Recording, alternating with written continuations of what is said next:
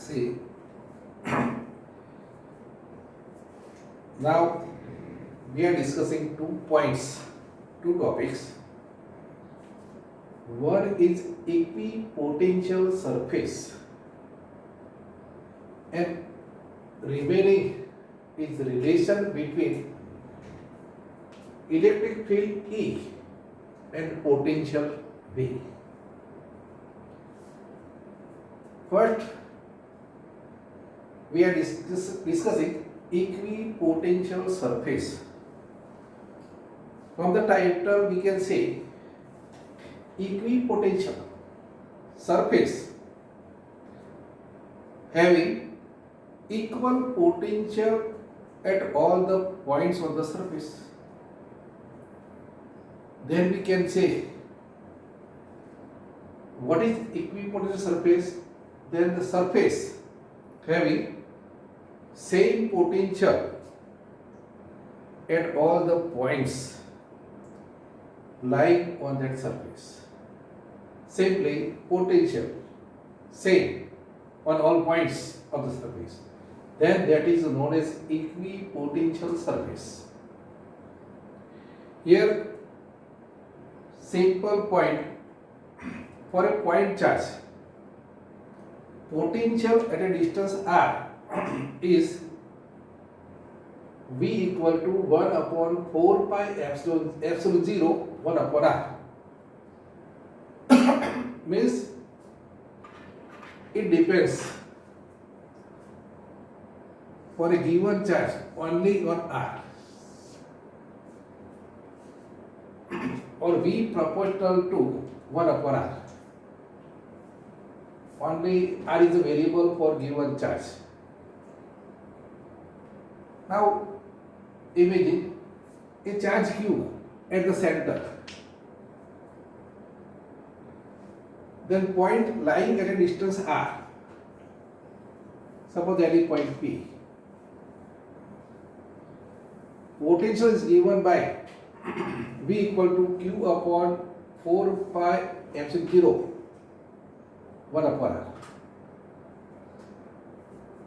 But points lying on spherical surface of radius r are equidistant from the point charge. All the points lying on the surface of the sphere have same potential. So this is nothing but equipotential surface. Suppose we are taking another radius r dash, then all the points lying on this surface also have equal potential, but different from first. As you are moving away, potential going on decreasing, then potential of second surface is less, but same for all the points for the second surface. Similarly, third surface, then all the points lying on this surface also have same potential. So we can say, for a point charge, concentric spherical surfaces are equipotential surface. Now see the second point. For a point charge, suppose we have taken positive charge q, then you know radial field or field due to this will be radially outward. Radially outward. If negative, then radially inwards.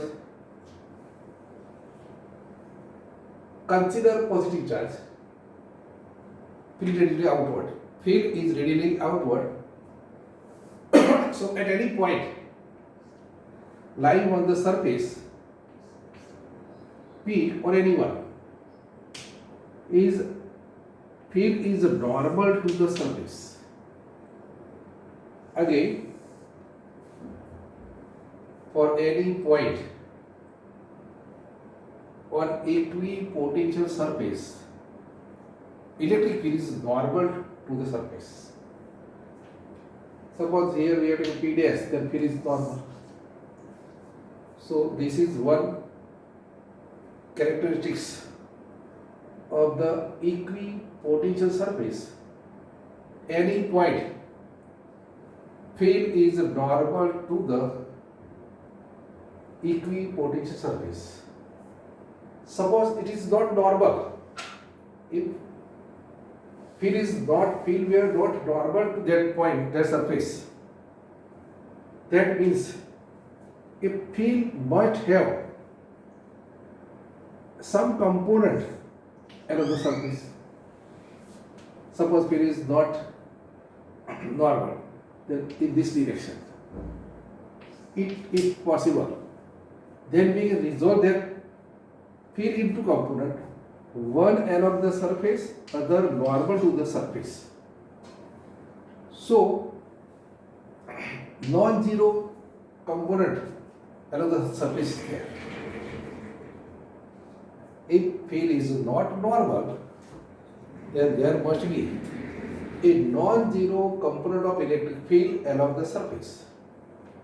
In this situation, suppose we are moving a test charge from one point to another point through distance delta L, then work is required to be done in moving a charge or equipotential surface. Work is required to be done. So work is non-zero, means W is not 0. But also we know W is equal to Q delta V. Q delta V. Then Q delta V. But for this surface, delta V already 0. So answer is 0. So contradiction is there. Again you can write W is equal to E dot delta L. For small displacement delta W, E dot delta L. So we can write E delta L cos theta. E delta L cos theta. But work is already 0. So E and delta is non-zero. So cos theta equal to 0. So theta must be equal to pi by 2. So we can say for equipotential surface, field is normal to the point lying on the surface. Now, last point, suppose we have taken field along x-axis. Field along x-axis. Then equipotential surface will be in y-z plane. As we have proved, equipotential surface field must be normal.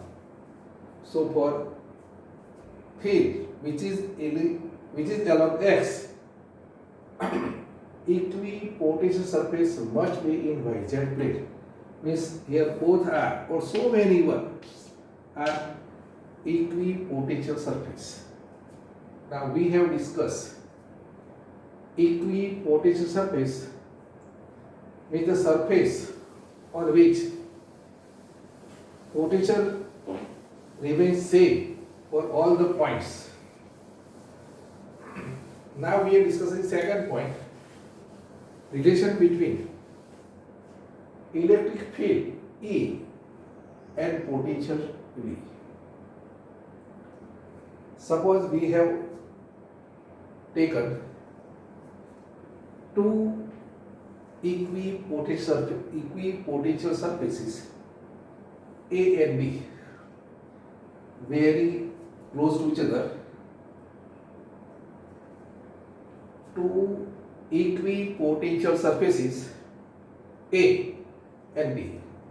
very close to each other with voltage or potential V and V plus delta V for del V. For A it is V and for B it is V plus del V. Now consider a point P on the surface D, and field is normal to the surface we have taken in upward direction. Now consider point or distance between or perpendicular distance between point P lying on surface B and A, means the perpendicular distance between two equipotential surfaces is del L. Now we are bringing or moving unit test charge from point P to surface A against electric field. Again, we are moving unit test charge from point P, which is on surface B, to surface A by delta F distance. Then work required to be done in this process is magnitude E del F. Magnitude E del F is the work required to be done. But as you know, work W equal to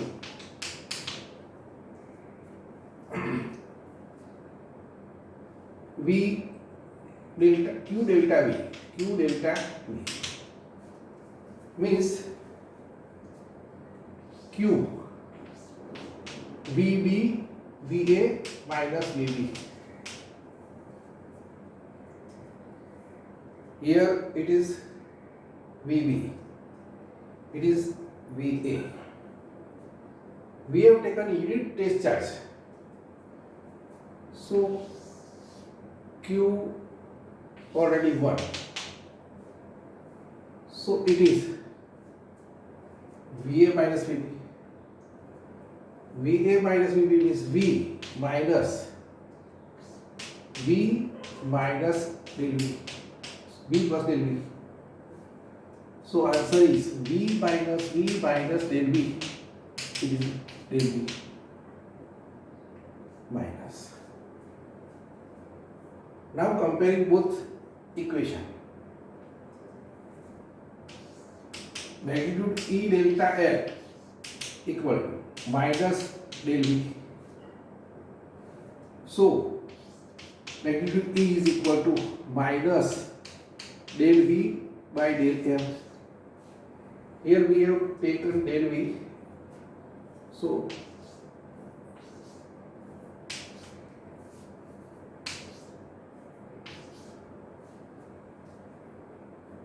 this is the required relation. Magnitude E is negative of minus delta V by delta L. But delta V or del V is negative.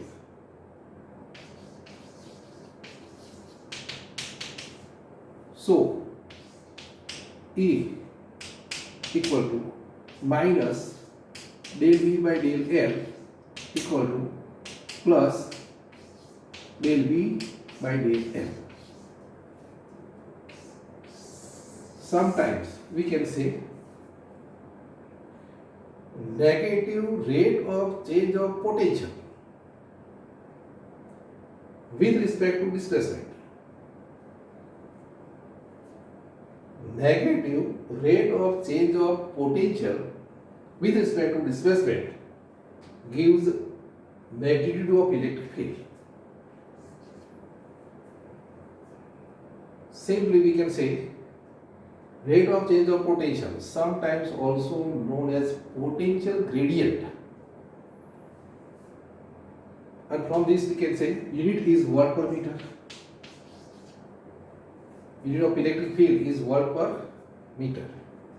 Here, from this we can conclude one, magnitude of electric field. Magnitude of electric field is equal to rate of change of potential with respect to displacement. With respect to displacement. Magnitude of electric field is rate of change of potential with respect to displacement. Second, field is in a direction at a given point on the equipotential surface. Field or direction of field is in direction in which potential decreases rapidly, or rate of change of potential is maximum, then in that direction field exists at that point. So again, to conclusion, rate of change of potential with respect to displacement gives magnitude of electric field, and the direction of the electric field is in the direction in which rate of change of potential is maximum. So we have completed two topics. First, equipotential surface, and second, relation between E and V.